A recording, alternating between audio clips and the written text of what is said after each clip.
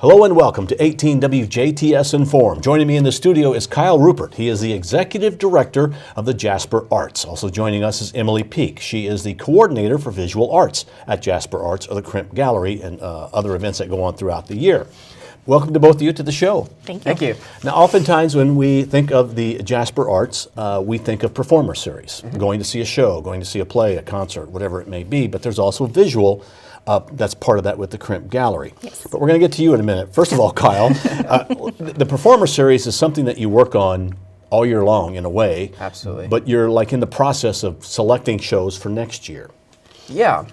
So we start, before our current season gets underway, we've already started planning the next season.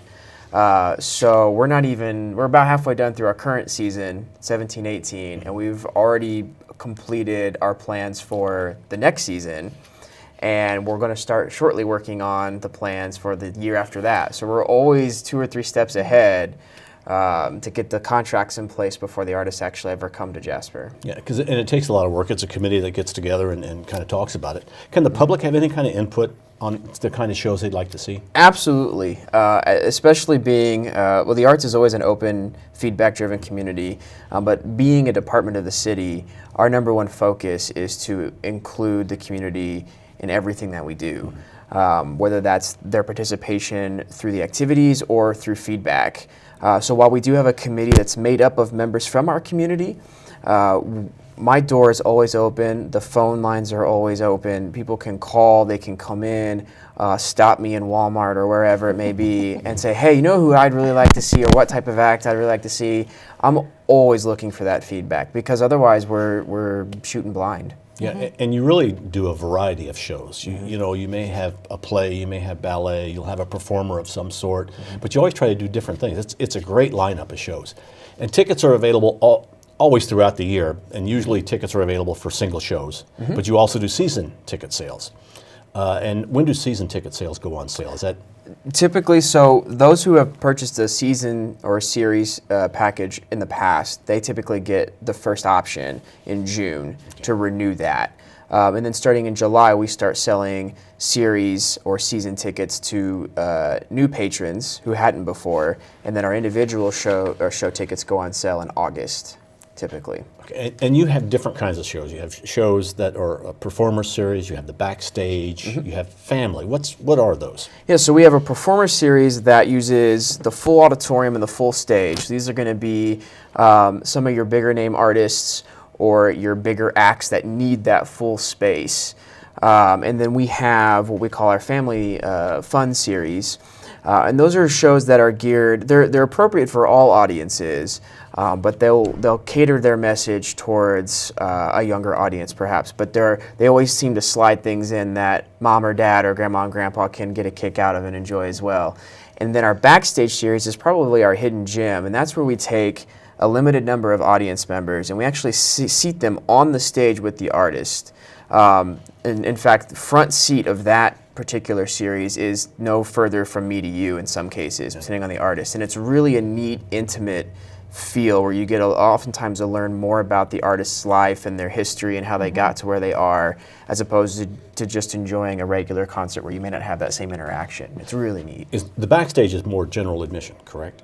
Correct. Yeah. That and the family series are general admission. The other shows, we have reserved seating. So when you buy your ticket, you're actually buying your seat, like you would at larger venues. Okay. And if you would, tell us, Emily Peak is going to talk about visual arts. So how does the visual arts play into the Jasper Arts? The visual arts are probably just as big as the performing arts. They just may not get as much of the attention because you don't have a lot of times that big splashy name that a lot of people in the community will recognize that come in. But Emily is the coordinator of our visual arts program, and she heads up the Crimp Gallery. So that covers everything from the monthly exhibits that we have all the way to the workshops that we put on or that we host 3 times a year.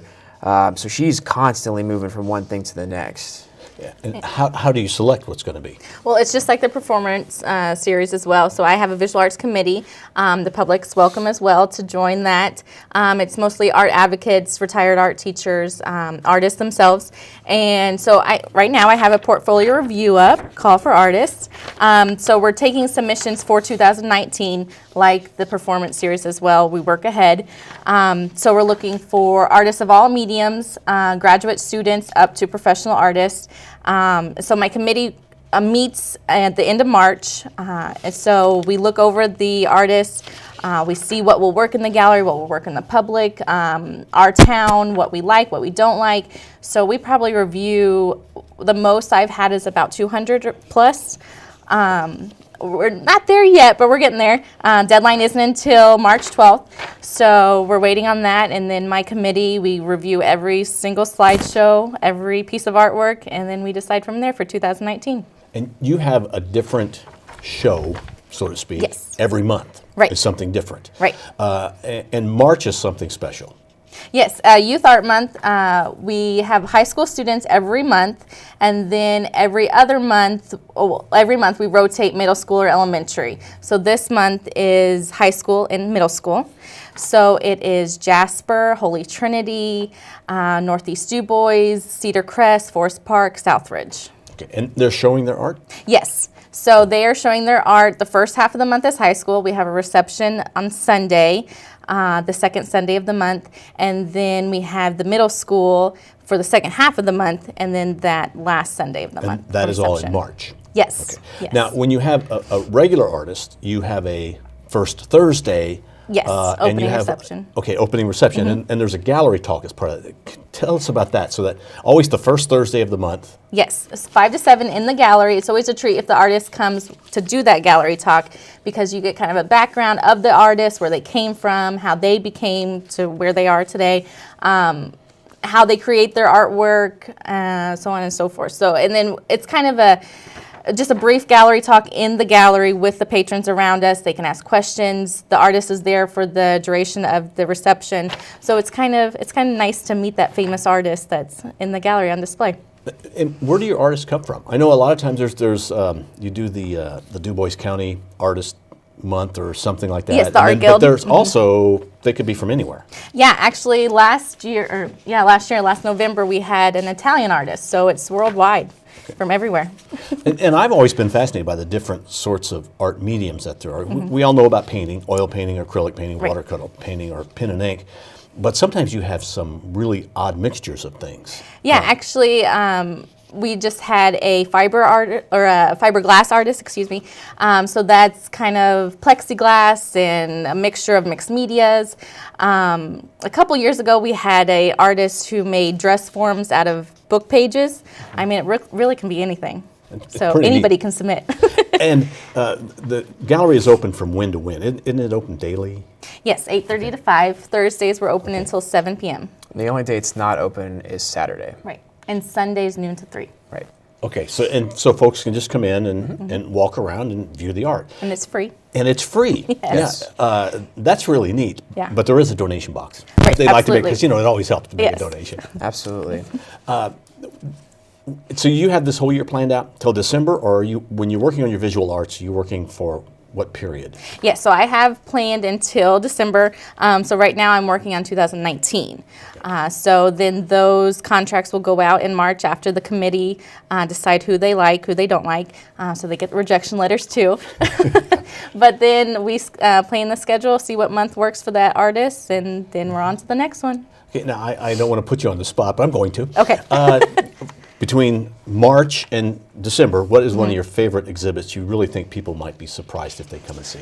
Oh, And Kyle, I'll ask you the same thing. What might be one that you would like to see or that you've seen? Well, one of the exciting things this year is it's the 50th anniversary Yes, of of the Du Bois Du Bois County Art Guild. Okay. So So that'll be they're nice. actually going to have a special, I think they're having 2 months on display. So August anytime and you July. have an art guild that is around for that long, that's pretty special. So I'm really looking forward to that exhibit.